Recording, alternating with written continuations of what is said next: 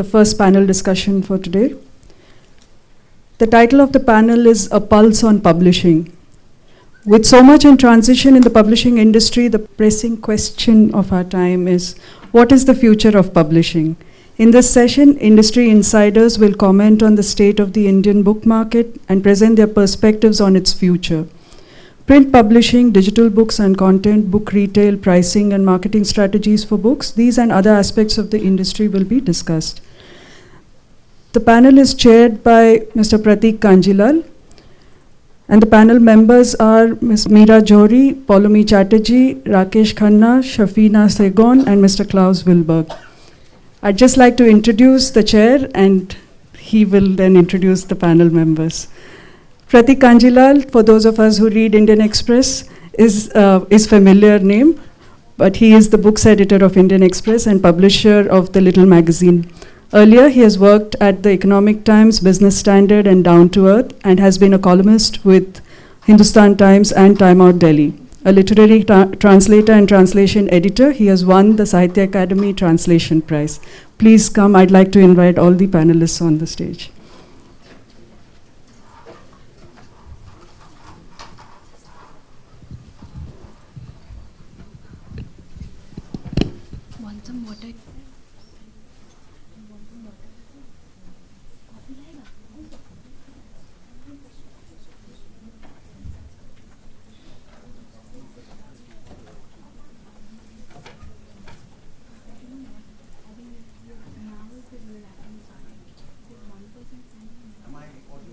Hi, I'm Pratik. I'm both a journalist and a publisher, and I work both at the back end of publishing and in front end editorial.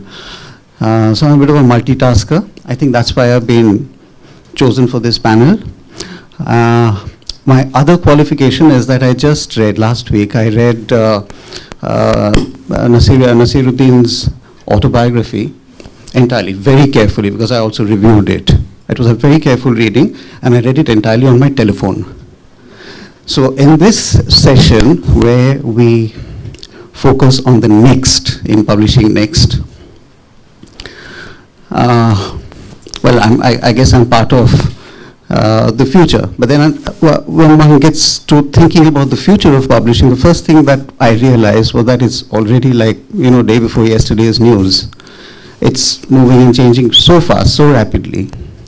And our panelists will approach this question from various perspectives. There are people who are interested in the marketing side, in digital, and of course in the future of print, which has been an open question for at least a decade now. What I'd like to point out is that some of the developments which are going to reset the direction of publishing over the next 5 years at least have already taken place. Klaus has mentioned some of it already, like the dominance of Amazon. And in reaction, there's been this hyper-consolidation at the top. What used to be the big six in English language publishing is now dominated by one big merger, which controls almost half the market, which is, in my view, it's far too large. There's been that, and partly in response and partly because of the ease with which people can blog and so on and reach out now, there's been this explosion in self-publishing, very, very professional looking self-publishing. But all of this we've seen all this before, 5 years, 10 years before. Now we're talking about books. Before that, we talked about newspapers, which I followed very closely, being associated with newspapers. Before that, before newspapers were supposed to die, the music industry died. It did actually die for a bit, and then it sort of came back to life. And I find that very educative, the experience of the music industry. They died only because they hung on to the old model. I don't think publishing is doing that. They're reinventing ourselves very, very rapidly. So I look forward to what our panelists have to say. I think each of them would like to speak for about 3 minutes or thereabouts, not very long, and then we throw it open to the audience. Would Meera Johri like to go first? Certainly.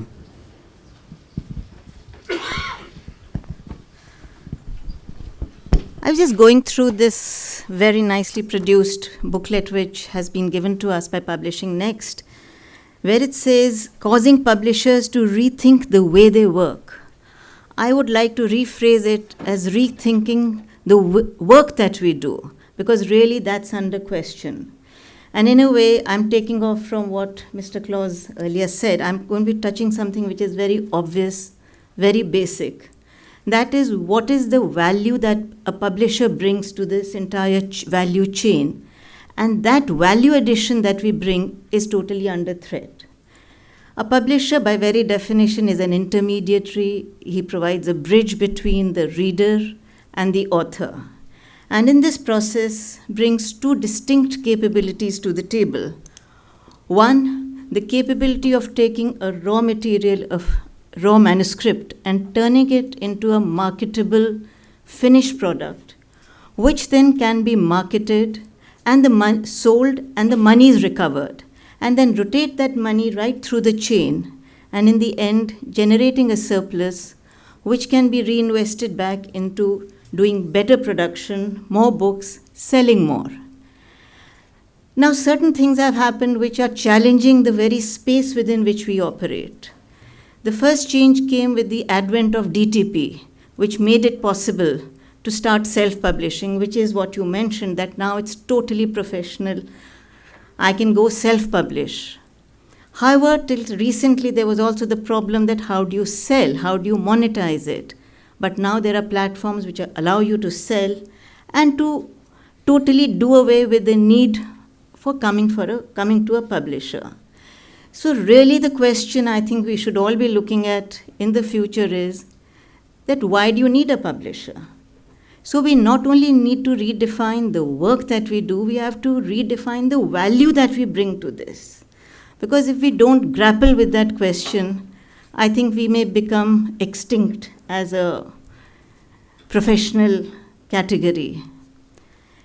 This is a global phenomenon which is happening across the world and affecting all genres of publishing, most in the trade books, and to a lesser degree in other categories, whether it's children books, art books, textbooks, but it's a matter of time and a matter of degree before this takes place. So while we need to grapple with this question of that, how do we bring value to the table? What is the value proposition that we have which will allow us to generate a profit and remain in business? We also need to look at the specific change factors which are taking place in India, which are going to impact and which are impacting us as publishers. The first is that we need the demographics of our country. We have a young population, and this has a lot of opportunity implications for us, but we need to understand how to deal with and engage with the young. Yesterday we had a session on the comics, and which was totally populated by a very young panel, and it was for me a huge learning experience, that because the energy I saw, the new ideas that they brought was something very different for me. So we need to engage with the young and understand what is it that they want and how do they want it delivered. Secondly, while we have a lot of young people, we also are looking at a population which is living longer. It's very commonplace to find people living a healthy life up to 90, 95. So it's not just a question of roti, kapda or makan, it's a question of leading a better quality of life. So they're looking at things like wellness, mind, body, spirit, being a better human being, all of those which offer a lot of opportunities for us. Third is the emergence of highly specialized knowledge domains, which again translates into opportunities for publishing. The next factor I think we have to take into cognizance is the entrenchment of foreign publishers in the Indian market and the implication that they have for, say, the homegrown publishers. I will not go into detail because right now I'm just setting out the broad parameters. During the course of the debate and discussion, we can highlight those. The other major trend I see, the change, is that there is a constant clamor for bestsellers. A publishing house is judged like a film star. Like last Friday, did you deliver a hit or not? So last quarter, how many bestsellers did you deliver? If you didn't, you don't count. So you count it by the number of bestsellers, and there is a constant clamor, and it is a very difficult position to retain. Fourth is that sort of books as an entity is sort of a dying out thing. One, there is no robust library movement. I'm not talking of library book purchase. I'm talking of the public library facility that we see here, which is an eye-opener for me. We have nothing like this in Delhi or in any other city, I think. Why don't we have that? Because we need to propagate the reading habit, the book culture. Someone was talking about gifting books. Today, people are happy gifting iPhones, video games, but book as a gift is very low on the priority. But sifting through all these changes, there are some constants which we are comfortable with and which give us hope that we'll be able to sail through these turbulent times. The first, the belief that content is king. I think content will continue to rule.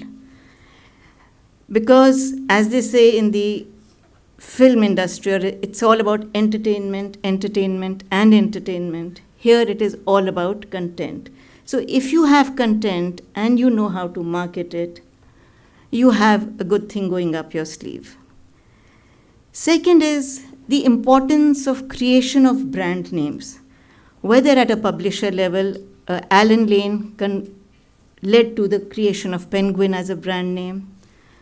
The branding of an author, whether it is a Dr. Kalam or a Chetan Bhagat or a Premchand, which are today all huge brand names. Then the branding of characters, whether it is a Chacha Chaudhary or a Harry Potter, all these help to sustain the growth and development of book publishing. And fourth, the branding of series like ACK we were talking about yesterday. And the third thing is, which will remain constant whether we are dealing with paper books or e-books, is our quest for profits. Because without profits, you cannot survive as a business model. So that profit brings us back to the question of the value proposition that we are going to build upon in the future. It cannot be the traditional values that we brought to the table, because those roles have already been overtaken either by self-publishing or by Amazon, and will be increasingly taken over. So the question I think I would like to throw open is that in this changing scenario, what is going to be the role of the publisher? How do we perceive that? And we have to think of ways and means to add value to the chain. So that's what I would like to focus upon. To the other panel.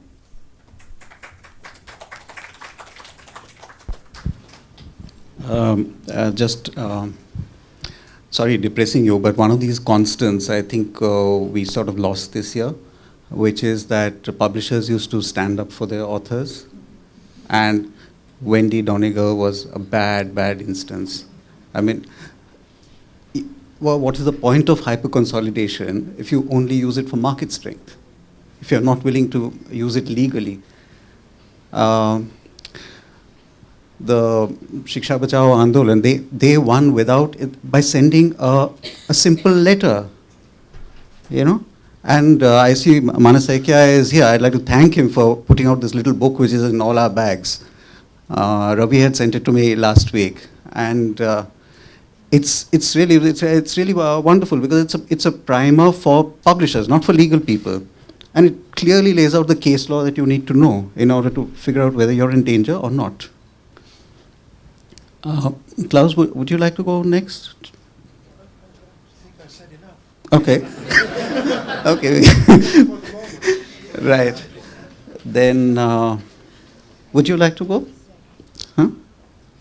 Poulomi then. Poulomi is with Hachette.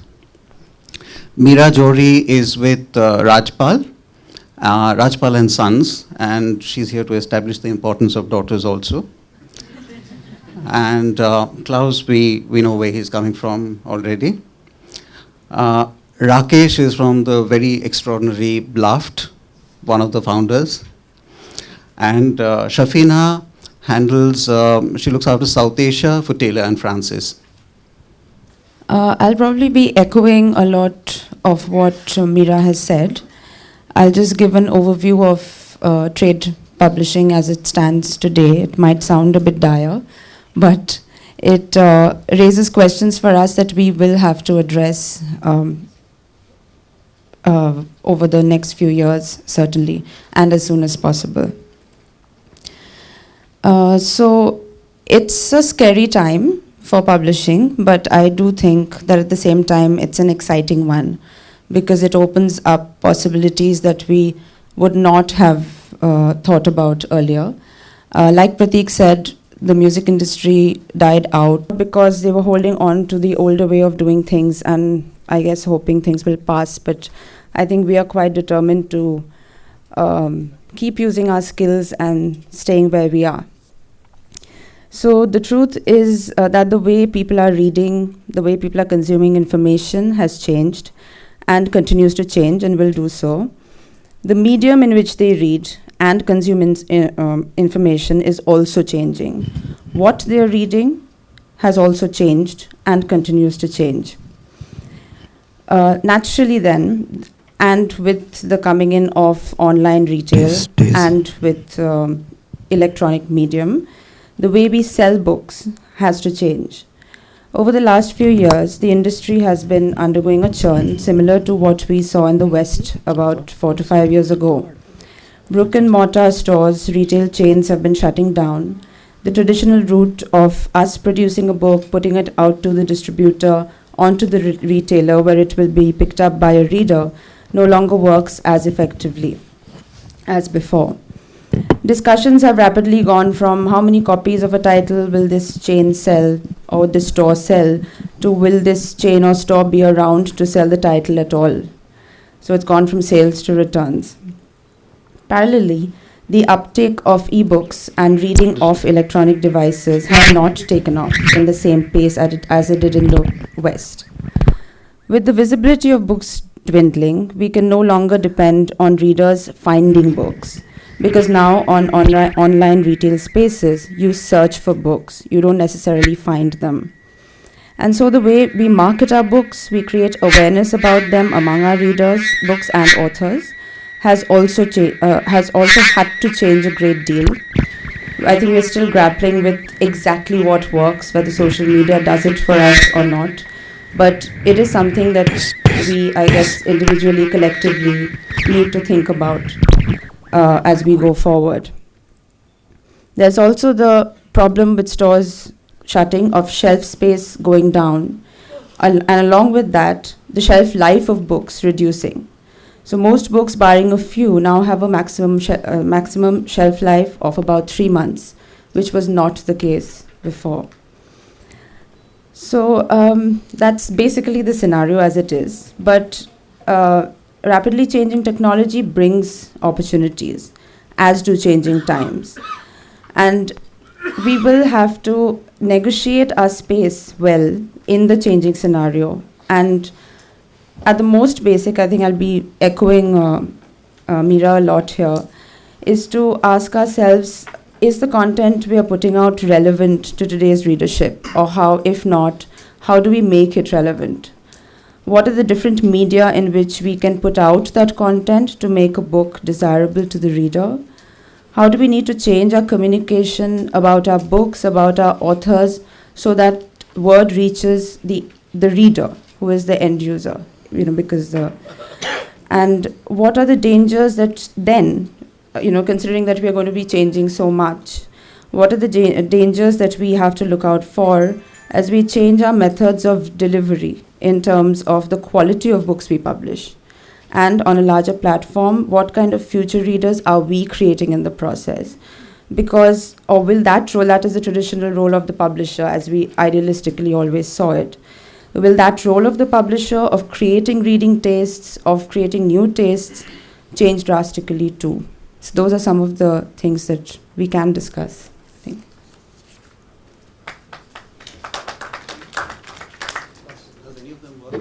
Just to clarify, when I spoke of the music industry, Actually, there are, I mean, I was again thinking about it, and there are very sharp parallels, and it is actually a bit depressing, because the original response, what was the what does the music industry did do? They used to catch some people, put them in a studio. They used to record 12 tracks, burn it onto various media. It could be vinyl, it could be magnetic tape, and then there was plastic. The model remained the same, and then you sell it in stores. And they were very reluctant to move away from this model. And if you remember, in the early years of turmoil in that industry, the complaint was all about piracy. Piracy was apparently killing the industry, Pirate Bay. That's really not true. You know, it was killed by a guy called Steve Jobs. He made a different distribution system, that's all. And he connected the producer of content with the consumer of content. And it was possible to cut out all the middleware for 99 cents the pop. Now, that's exactly the direction in which online retailing in books is moving. And you know, there's no point having angst about it. One has to deal with it and evolve new models of our own. That's what I meant. Would you like to go? Rakesh? Sure. Yeah.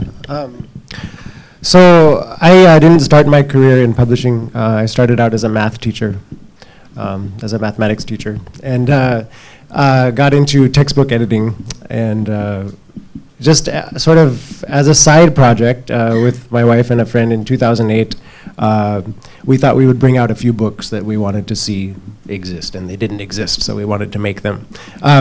So I sort of I didn't know what publishers did, honestly. I didn't have the background that Mira and Pulomi had. So like our vision of our role as publishers was, rather than sit back and wait for people, agents and authors to submit to you and figure out what you wanted to do and add value to that, we were actually going out and finding things that we wanted to make books out of and making books out of them. So it was a little bit of a, I think, different role than most publishing houses have. Yeah, exactly, hunter-gatherer mode. So our experience has been more like, you know, okay, we're looking for languages that haven't been translated, or, you know, genre fiction from languages that have not, that has not made it into English, and trying to get it into English, and trying to understand ebooks. And we've, you know, we've made some ebooks and we're selling them, and they're doing fairly well abroad. We're not seeing sales in India yet, but as far as the future of like technology and publishing, I think it's very open to many different possibilities at this point. Like I see a lot of speculative fiction anthologies, international but sort of based in the West usually, which are doing a Kickstarter model where, you know, a known editor or writer gets, you know, puts up a proposal. This is the anthology of short fiction that we want to put together. Everybody, you know, pitch in $30 or $50, and, you know, once we get to 6,000, then we're going to print this anthology and send out submissions and make a nice cover. And if we get an extra $1,000, we'll do illustrations. And some of those are really good books. You know, there's really good books coming out of that. And so that's sort of, it's like self-publishing on the Kickstarter platform with help from friends. And I mean, I think that's a really interesting model, which could potentially take over publishing, I think. I mean, I think that has the potential to wipe everybody out, you know, if there's enough interested people. Distribution of those books is a different question. I don't understand that at all. But I just wanted to talk a little bit, not about technology, but about world history a little bit. I think like, like at the beginning of the 20th century, the world was carved up into European empires, and that sort of affected everyone's lives a lot. And in this century, although you can argue that there's still a lot of empire going on and a lot of economic types of colonialism that still exist, things have changed. And I think, you know, like in the 70s, the Kenyan writer Ngugi wa Thiong'o wrote a book called Decolonizing the Mind, where he talked about having his native language of Gikuyu being like driven from his head and replaced with English during his education, and how he wanted to get back to Gikuyu. And now he writes everything in Gikuyu and translates himself into English. And African languages like Gikuyu and have much less of a literary history than Indian languages, and were had a harder time sort of recovering from the colonial experience than Indian language publishing did. But I think here also in India, regional language publishing is still in the mode of sort of asserting its viability, and we exist and we're writing about our cultures. I don't see so much reaching out to other parts of the world. Like, I don't see Tamil publishers engaging with Indonesia or Tamil publishers engaging with Africa. I see everything going through Frankfurt and everything going through New York and everything going through London. And I think what I really hope to see happening more of is more like south-to-south interactions between publishers. Whatever the technology is, I don't know how that'll happen.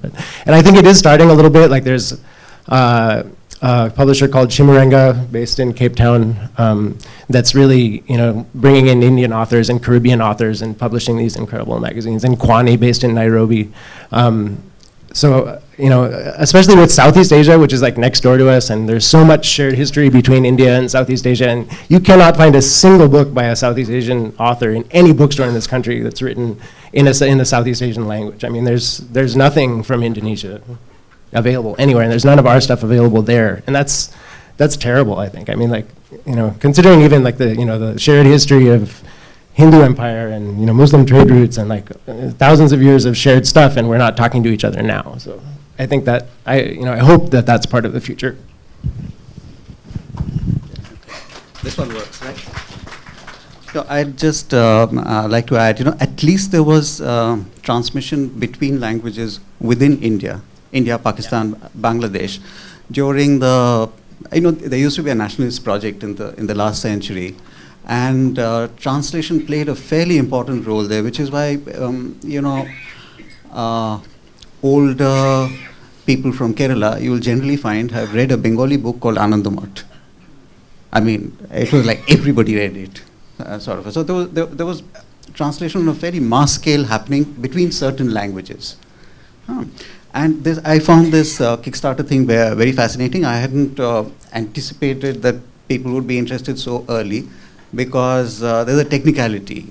SEBI wants to formulate certain rules for crowdfunding, and they're taking their own sweet time about it. I'm also very interested in this as a platform. So, Shagna, would you like to go over there? Good morning, everyone. Our topic today very cautiously yet appropriately nudges us to discuss the future of publishing. So what is the future of publishing? If we were to look at this as a straightforward question, my honest answer would be, I don't know. I really don't know. Trends are many, some predictable, others worrisome, a few very encouraging. As the marketing head of my organization, I hear a lot of noise around me. Noise today that is created by new products, new technologies, new business models. But trying to be heard above this din can be rather intimidating for a publisher and a marketer. Questions are many around us, as we have been hearing throughout this conference yesterday and today. The untraveled road into the future asks us, will the big bookstores really survive? Would the traditional publishers sustain themselves? What about self-publishing? What new restrictions or requirements will Amazon probably impose on us? Will the expansion of the digital world be as promising as it seems? Will DRM and e-resource management help create ethical business models? Surrounding these questions, there are a few encouraging trends that I see and that I'd like to share with you. So the first trend that I'd like to propose is that ebooks will probably become normal. Currently, we view ebooks as a threat to print. With the growth of e-readers and tablets, which has outsold the PC sales almost by Q2 of 2014, the consumption of ebooks as a future trend should rise exponentially. Over the past few years, we've all seen the transition from ebooks being that strange and threatening outside force to ebooks being accepted as a part of our everyday lives that youngsters and a select handful of oldsters enjoy. However, as the library of ebooks expand, the formatting improves and reading devices become more affordable. I think that ebooks will start being seen as a little different from standard books, more akin to a different edition with a unique cover as opposed to an evil doppelganger. The ebook market currently in India occupies between 3 to 5% of the Indian market, and they are poised to definitely grow. The second trend that I foresee, which my fellow panelists have spoken about, is that the traditional publishers will probably no longer hold the traditional conch. The reader and the connection to the reader will play a very imperative role in deciding what sells. The exclusivity of the publishers to work with authors and work through direct channel partners like distributors will probably have to take a back seat as the new age customer defines what they'd like to read and purchase. According to the census of India, 50% of our population is below 25 years of age, and 65% of our population is below 35 years of age. That actually calls out for a new genre of readers who are interested in new technology, who are interested in experimenting, and who are probably interested in looking at the world differently than traditional publishers do.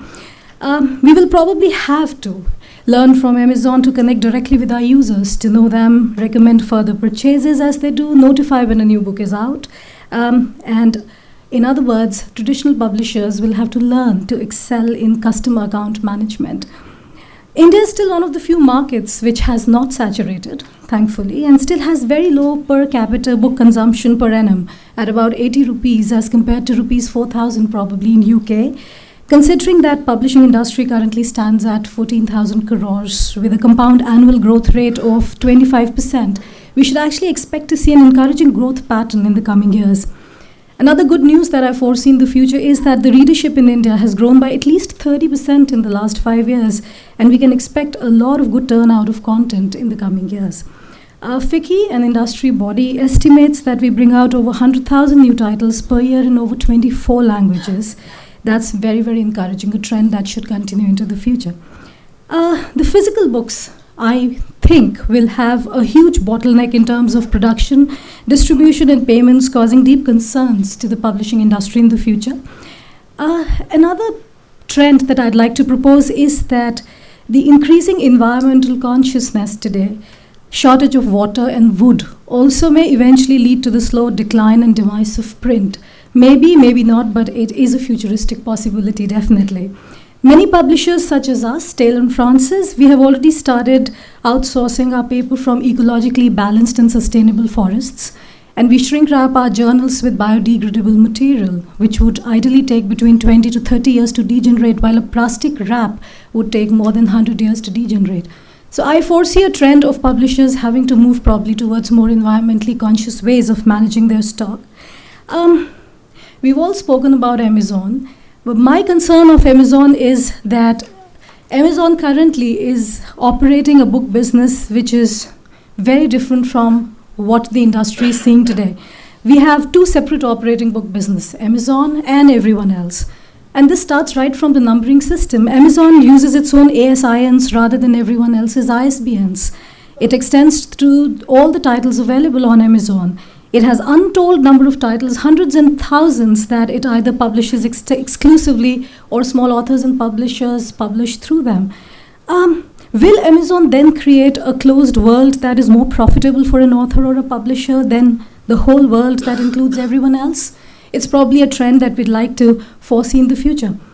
Therefore, just to end, I would like to say that we are all moving towards a new word world where the written word will be online, probably become shorter, more easily accessible, satisfying the reader's need for speed, instant availability, quick read, and immediate feedback. It is safe to say that the future of publishing is going to be different than it was 5 years ago. By letting go of the idea of DRM and digital rights, and by implementing direct sale channels, publishers can change the future of publishing to a more hybrid model that works well for readers, authors, and publishers alike. Recently, NBT signed an MOU with the Chinese premier, inviting China as the country of honor in 2016 World Book Fair. I see that as a very, very encouraging futuristic trend, and with Mr. Modi deeply involved in this, it may mean that we actually get an industry status for publishing very soon. Amen to that. Thank you very much.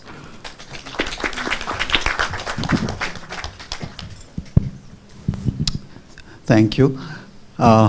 There's just I've said so many depressing things. I'd like to say something cheerful now for a change. I was expecting someone to bring this up, but mobile connectivity is going to play a big role in the growth of the e-book market. And next month, I think starting next month or the month after, Reliance rolls out 4G. Airtel and some other players also. So say by the middle of next year, you should have several million new customers who can, they call them customers, who are able to use rich media on their phones. They don't need a computer. They don't need any prior experience. It's very intuitive using a phone. I think it's a whole new readership. And mostly these are going to be new readers who are reading perhaps in regional languages, perhaps not in English, but reading quality material for the first time, other than newspapers. So now I'd like to throw it open to the audience. Questions, interjections? I can't see very well, but there's someone back there. I was just thinking about speaking in plural, like futures of publishing, histories of publishing in India. Because Ragesh mentioned about that possibility. And I find it very important in the sense, this particular product called book and the institutions which came around that in differing cultures in India, it's not falling into a uniform temporal span. So these are differing histories and differing cultures. So we cannot speak from a vacuum or an abstract context. So I wonder whether there is such a vacuum from which we are addressing this question. Why are we speaking about one future or a foreseeable, predictable death of one product called book? Is there such a thing in India? So can we think about, imagine, and trace the histories and futures in plural? That's my, because he was mentioning about who opines, and I think that is very important. I'm just placing this before you. To think about the specificity of the product called book as distinct from newspaper, because the institutions which come around newspaper are very different in different cultures. I come from a culture, I come from a state where there were so many movements around book. From Kerala, I am coming. For the first time in the history of the world, a writers' cooperative was formed for publishing, giving 30% royalties in 50s and 60s. And it was a successful model. So we cannot predict the death of book yet, I would say, in the as one product.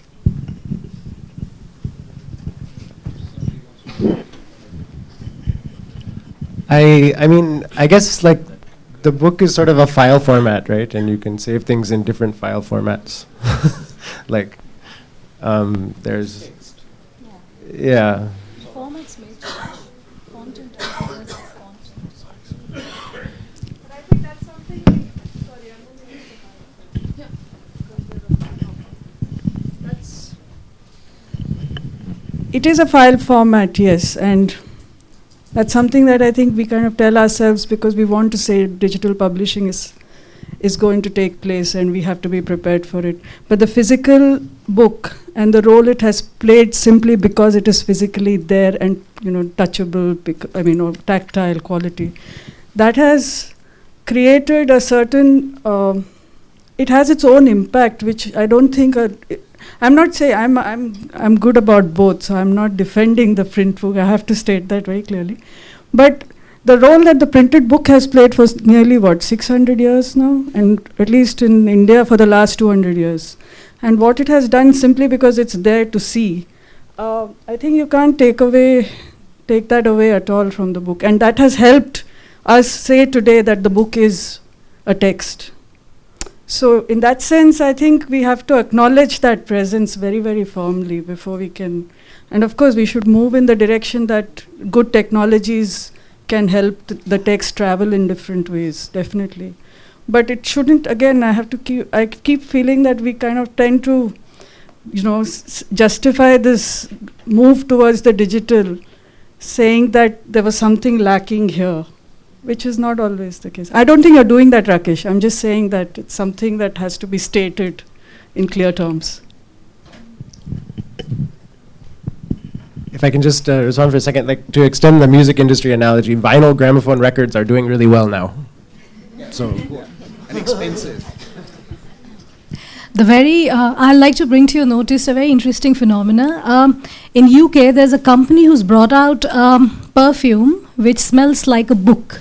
So if you're reading Kindle, you can actually spray it around you on the machine, and you can actually feel you're reading a book. So everything is good. Books are right there. Even in e-format, we'd always miss books, and we'd want them to be around us. So that's very encouraging, if that gives you any solace, sir. Yeah. I just like to add, there's a practical angle here. As has already been pointed out, the bound printed book has been around for half a millennium. Movable type, 1 millennium, China.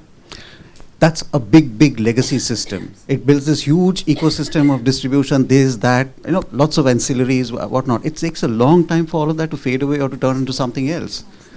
So we have time to mutate.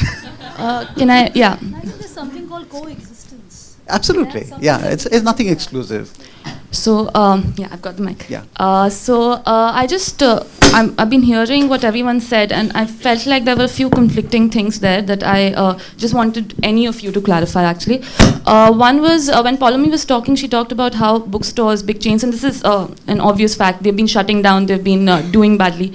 And then there was also the whole point of how e-book sales and digital, they haven't come up as fast as we were hoping or we were thinking they would. So there seems to be this middle thing which we should address about the readers and the fact that maybe, and also someone said how readerships increased by 30% over time. So the whole idea of bookstores shutting down and digital books not doing as well as we were expecting them to, and at the same time readership increasing. So there's this thing I wanted to clarify about what's happening right now. I get the future and I get what was happening in the past, but just what's happening right now? Are we losing readers for physical books but not gaining enough for digital? What's Well, hopefully I don't smell like an old paperback. I think, well, I only can have a view of the European market. The small bookstore, the normal bookstores, he failed to take the opportunity to sell e-books by himself. The reaction of the e-book was, I don't want to do anything with it. It's not my custom. And that's what the big mistake. There was the same mistake the music shops made in Germany and in Europe. And if you go to through a normal German city, you will not find any music shop anymore. There's none. And well, in this small city where I live, there are lots of old people, and an e-book is a very good device for old people. So you can enlarge the letter. It's wonderful for old people. Why is the bookseller in this small city not able to sell e-book readers to these old people? I don't know why.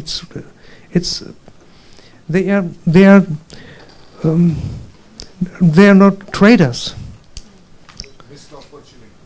Pardon? Missed opportunity. Yeah, missed opportunity, and they feel like holders of culture, not the traders, and they should be traders, not holders of culture. Old people in India are technologically a little bit challenged, I think.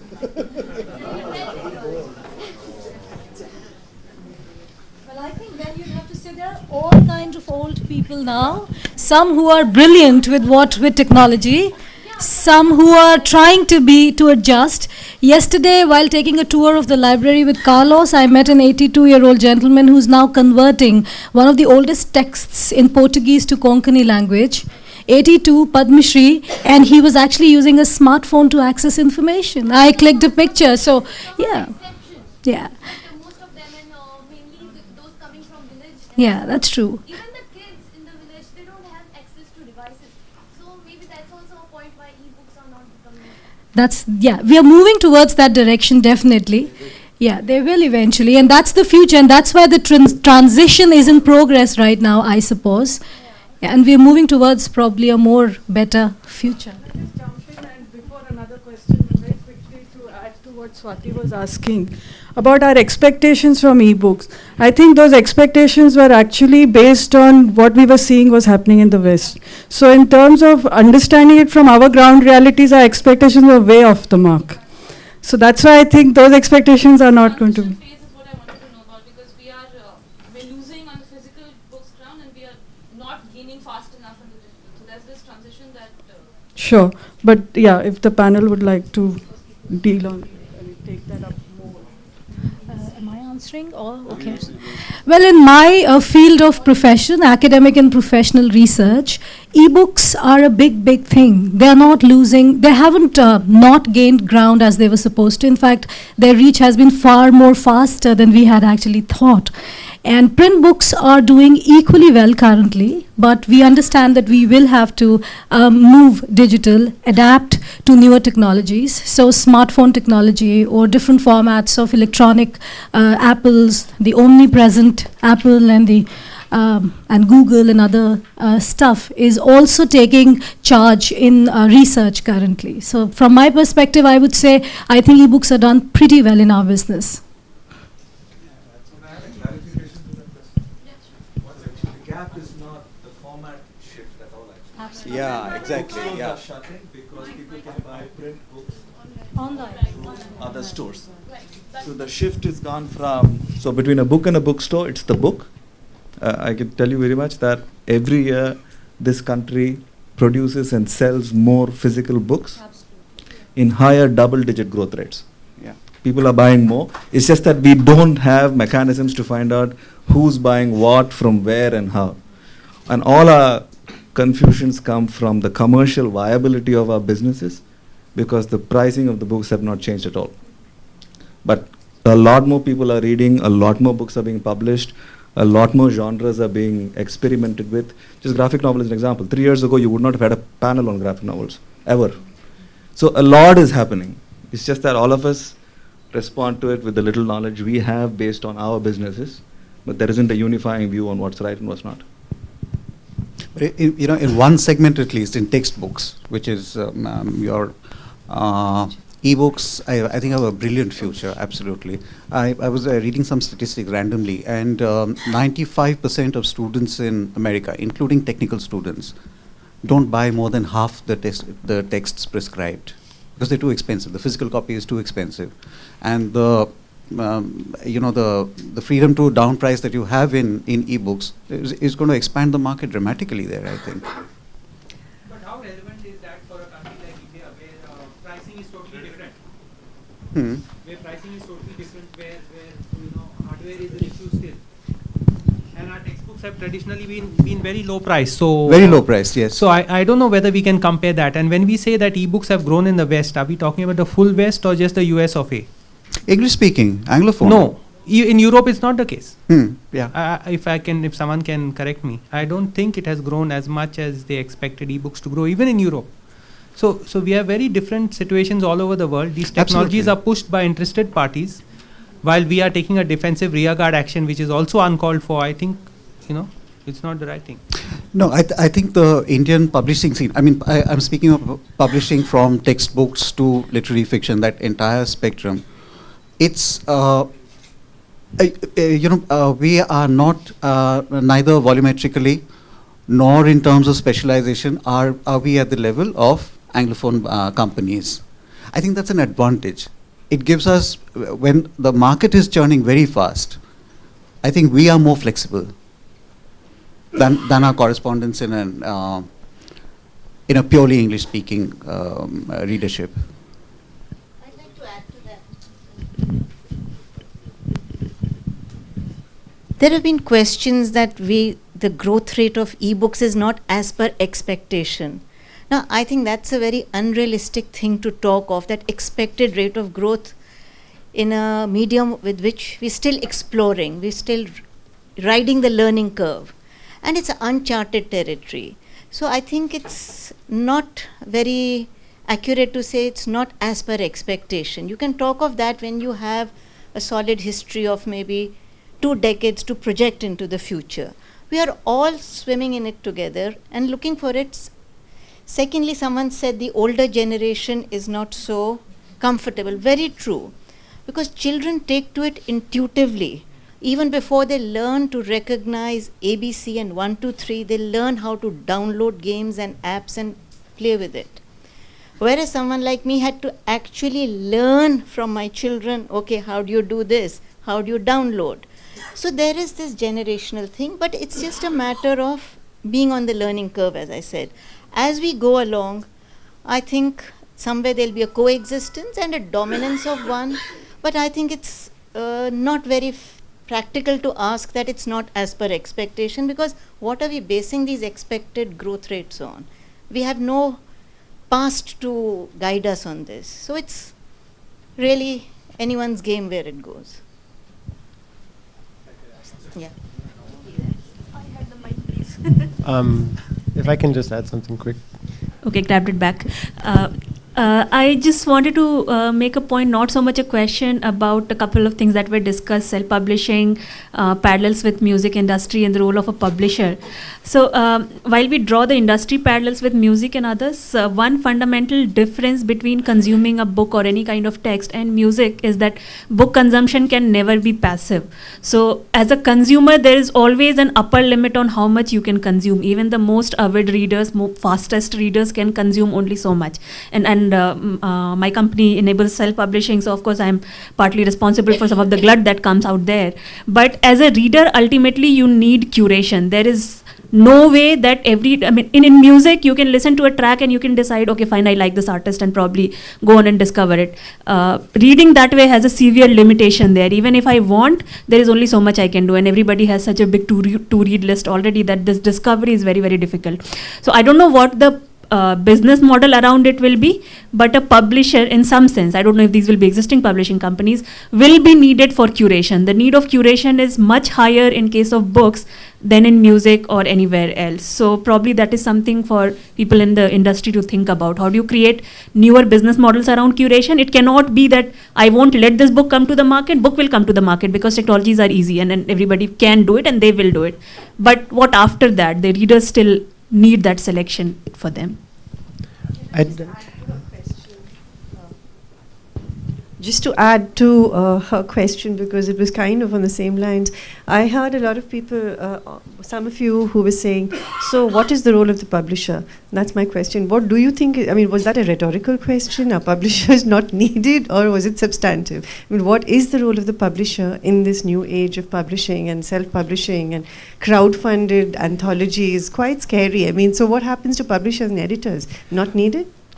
I'm not sure how long the concept of ownership of content is going to last, right? Like she was talking about the way kids interface with, if they want to watch a video, they go to YouTube and they get it. There's not a question of buying it or needing to acquire it. It's there and you access it. It's in the cloud. It's in the, it's part of the hive mind or whatever. So I think, skipping forward a generation, I'm not sure if anyone's going to own a book or music or anything. It'll just be there and you can listen to it or read it when you want. I think that's not so far away really. So then I think then the question becomes, I think, how if you want to make money as a publisher, actually you have to just get it from the people who want the thing that you're making to exist, which is like the Kickstarter model. Okay, can I add to that? You still have to prove that you're going to do a quality job. Yeah. But again, since we're talking about music repeatedly, earlier this year or maybe last year, Indian Ocean took this policy decision to make all their tracks free. It's all downloadable. Even what they did last week is downloadable. They make an income from performances. So if you want to draw a parallel, this is slightly wild, but maybe writers become storytellers. There used to be storytellers, once upon a time. Yeah. And publicists. And publicists, yeah. Publicists is very important. Yeah, absolutely. there are. Yeah. What happens to the future of meditation? You need a mic. Okay, I think I have the mic, so I will go first. Okay, I want to strike a slightly discordant note, because a lot of the panelists talked about the demographics, the large number of youth, and then the opportunity there. But then, if you look at it, the recent trends that have been actually visible to us through the ASER reports, which Pratham has been putting out, and then the recent PISA results about 2-3 years ago, which showed that most children in India can't read at the primary level. And if you don't learn to read very quickly in your life, you will never be able to read to learn. So when we're talking about books, if you're talking about people reading to learn, then we have a fundamental issue right at our bottom level. And if we don't fix that, then we are going to be really in trouble 10 years down the line. And I don't see anybody here talking about it. Publishers need to get involved in this. I think publishers are not at all getting involved in this. It's left to the government and the education establishment to deal with these problems. So as a publishing industry, I think that's something that we need to think about. And if people don't learn to read, and if they're not able to read, that doesn't mean that they have to be shut out of knowledge. Okay, now publishing industry is actually taking knowledge to people. Now, print and text-based reading is one form. Now, if we are going to have a problem with people not being able to read, then we have to explore other media, the audio-visual media in particular, which can be used very effectively to take content and knowledge to people. Now, in India, we have been a traditionally visually stimulated society for a long, long time, thanks to the craze for movies. So if we want to really get information and knowledge across to people, probably publishers need to be thinking about the audio-visual media as a very important part of their scope, and not thinking of themselves just as text-based media, whether it's in print book or e-book form. What do the panelists have to say about that? Just to add what he said.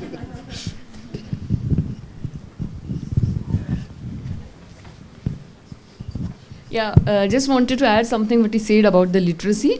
Yesterday we were talking about children's books, and I think the role of children's books is really very important in this learning to read and making child read and creating love for books, because this is nowadays it's going to when he learns the alphabet in the schools, the child should have a book in his hands.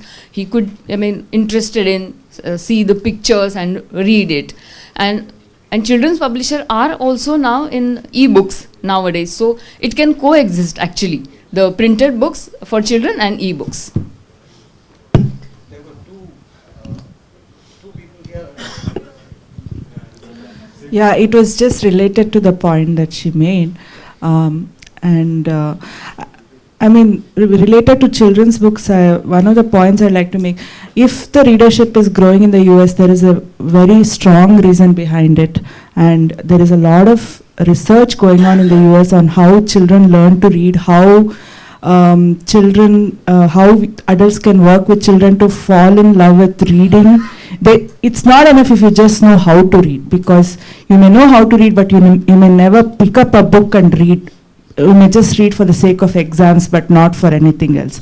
So it's really important for the child to actually be in love with reading. And in that matter, there's so much research going on in the US on how to get children to read books. That is being applied to children's literature that is coming out of these publishers. That is not happening in India. Most of the books that are written for children is, I don't think this research is being applied at all. And somewhere that connect has to happen, I think, if children should be made to fall in love with reading. So.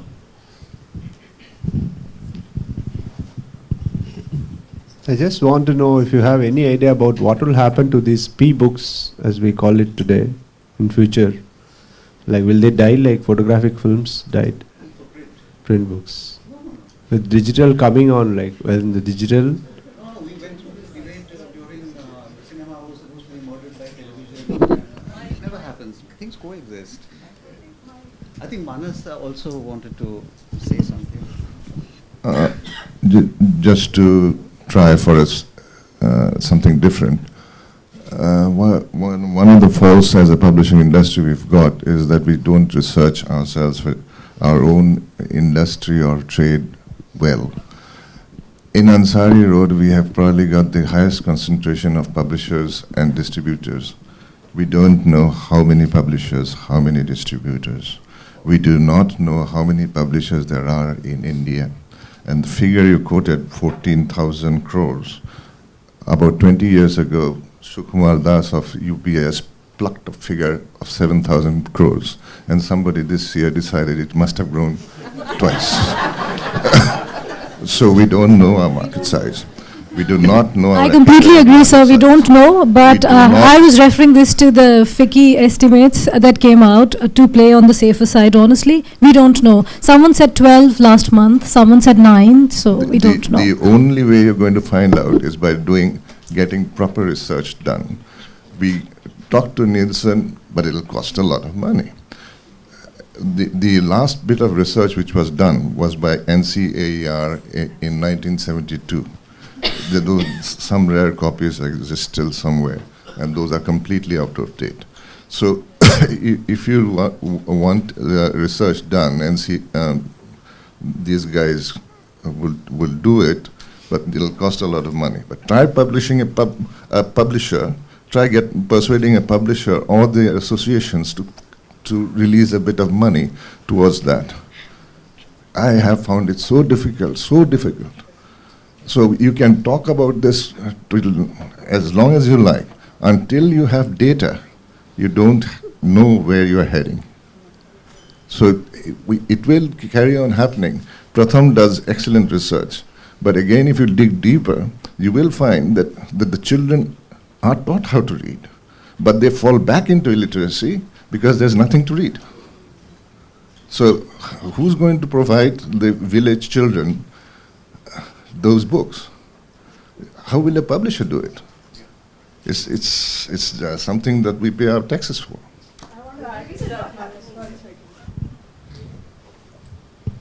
The publishers don't even deposit books at the National Library, although they're required to. The national bibliographic data is incomplete. Have you ever gone to the National Library I have. and looked at the stacks of books? But 20 years, they have not even sorted out the bibliography. that may be the case, but publishers also don't send it. So at our level, if we want these data, we don't want it. Once I saw that, I refused to. I know so many who don't.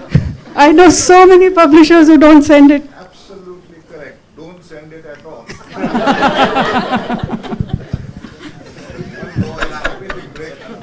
Mr. Mehta, Alexandra's been Gets the working thing in order.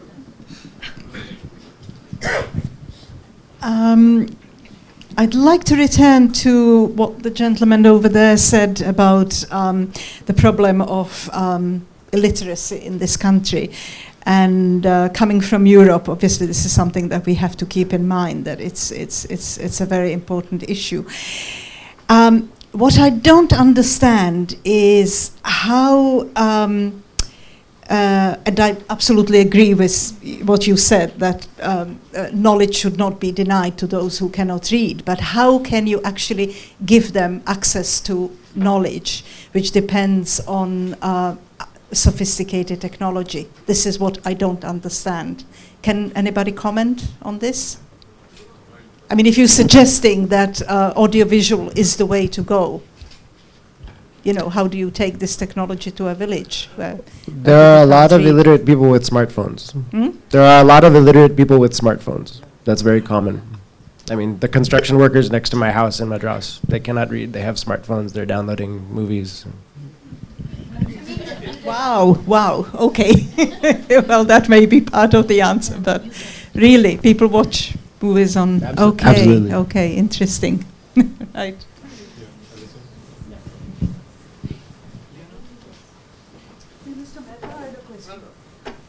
No, one second. Regarding the library. No, one. I was just saying that regarding the libraries, what you told, people send those books to the libraries, but they have told us the Calcutta, Delhi and Madras, that regional language books will not be accepted. You can just send the data. So this is how it works.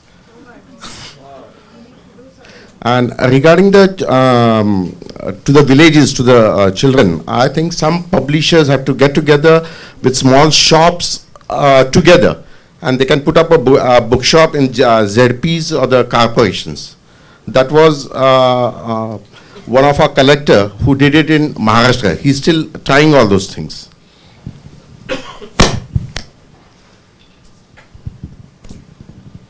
Pratham Books is keeping just 2 rupees, 3 rupees small, 5 rupees books in a kirana shop also. So when children go to buy a candy or something, they can buy a book for 5 rupees or 3 rupees. It's just a story card, but a full story in one A4 size book.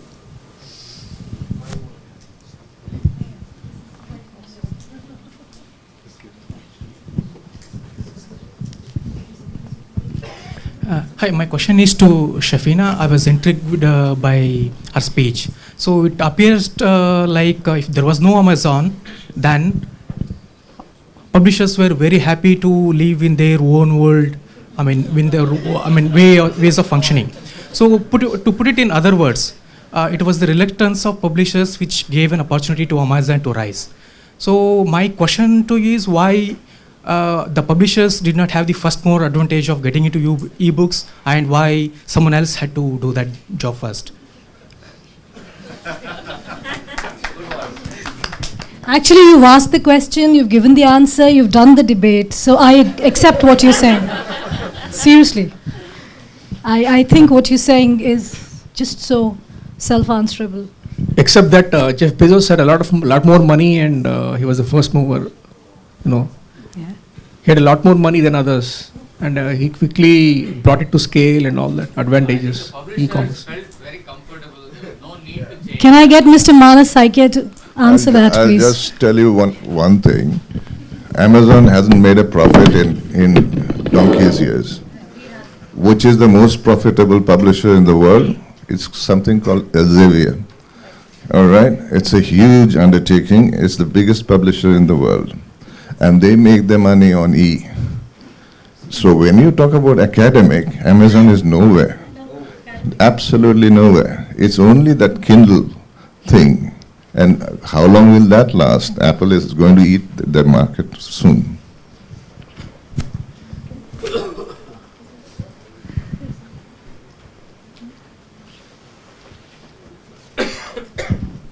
You know, I had brought up this topic about film and animation rights some time back.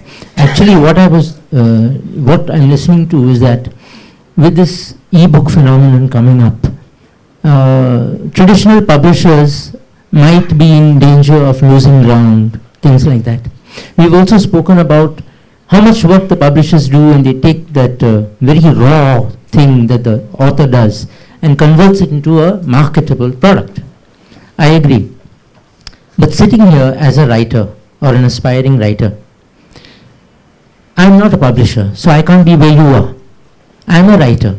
I see myself as a creator, so I see myself as a superior being. Okay? All right. Now I'm just saying, a lot of writers probably think that way. I am the creator. Okay? I've taken the trouble to sit and write, sometimes with my baby on my lap and the fisherwoman at the door, and I've come out with something. Okay? And I'm giving it to you. And then you say, all these rights are mine, these rights are mine, these rights are mine. You take your 7%, thank you very much. Now, if you are so scared, if you are really, afraid that you're losing ground, and that self-publishing will take over and the e-book market will take over, why don't you meet us halfway? No, you answer your question. Mike.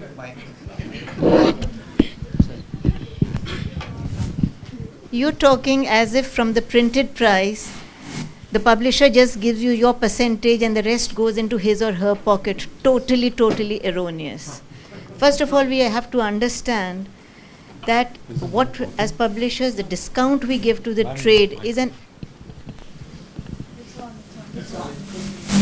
ever increasing percentage, starting from 40 to 50 to going up to turnover discounts as high as 55. So if your book is priced at 100, what I'm getting in is 45. After that, then there are the production costs, the direct production costs of paper, printing, binding, then the overhead, then the marketing cost, and then whatever books I think I've sold, it's quite possible end of 2 years I may get them back. And then I have to give you a royalty, and I'm answerable to you. Really talking in this thing, I'm talking of that risk, because you see, with all due apologies and with all respect to creative people, each writer who comes says, "Ji, meri book is going to sell like hotcakes. My book is going to sell like hotcakes. I assure you, it will sell lakhs." So sometimes I say, if you're so sure, please do it yourself, because give me some benefit of the experience of being in the market, of having the pulse. Right. So I think we have to stop looking at each other as adversaries. We are not adversaries. I think that's where the conflict arises. Though when you're talking to me, you're already talking in an adversarial tone. It's not that. We are partners in the same venture. You cannot exist. You can. Let me correct. You could not. Now you can. But there are certain strengths till today which I bring, and that is why you approach a publisher. Because look, what the publisher does is, it's a very strange animal, this trade books. We don't have a market for it. Out of a gut feel, I think this book will do well. I put my human resource, my financial muscle into it, not knowing that there is a market for it, and I try and create. So the risk is mine. The risk is not yours at all. You will earn. So please, I think that's been a huge bone of contention between publishers and authors. We are not adversaries. We are on the same side, serving the customer, the reader. I think we have to keep that in mind. It's, I think it's closing time, so last orders, last questions. Desserts are done.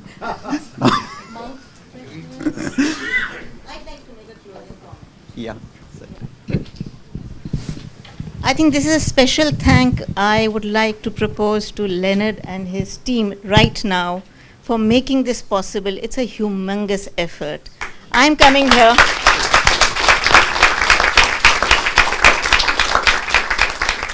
This is my first time ever, and hats off to you for such fantastic, not just management of the event, but the conceptualization. Where else do you see this kind of coming together? Yes, in Delhi you do see, but then it's very Delhi-centric. So I wanted to give a special vote of thanks to you. And one more request.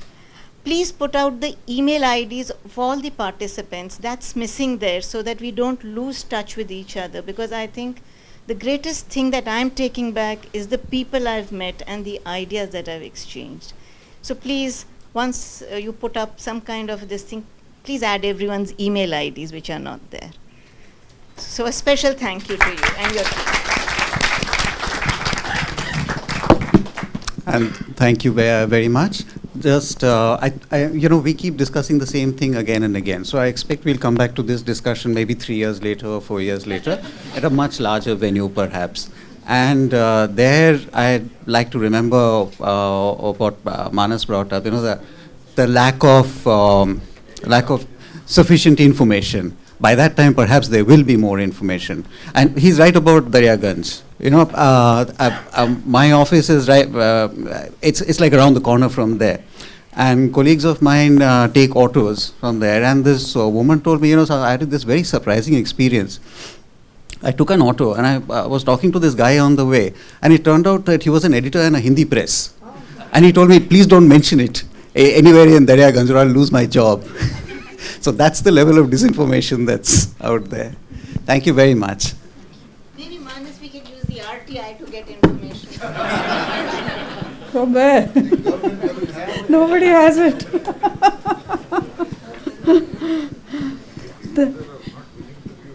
Thank you so much, Pratik, and thank you, panelists. We will be breaking for tea, but before we do that, I wanted to just quickly add a comment for the gentleman who asked why publishers didn't do what Amazon did. And I think techies anyway have come into many businesses where others have not ventured because they have spotted the gap and they have done their management spiel of, finding out where they can where they have a business opportunity and then selling their companies after growing it for 3 years. But publishers have traditionally tried to build sustainable businesses. And I think the trend that I see in the electronic software industry is to create these enterprises and sell them off, basically. But we've kind of been, we are a more long-term sustainable business model. Thank you so much. We'll break for tea now and we should be back here by 12, please.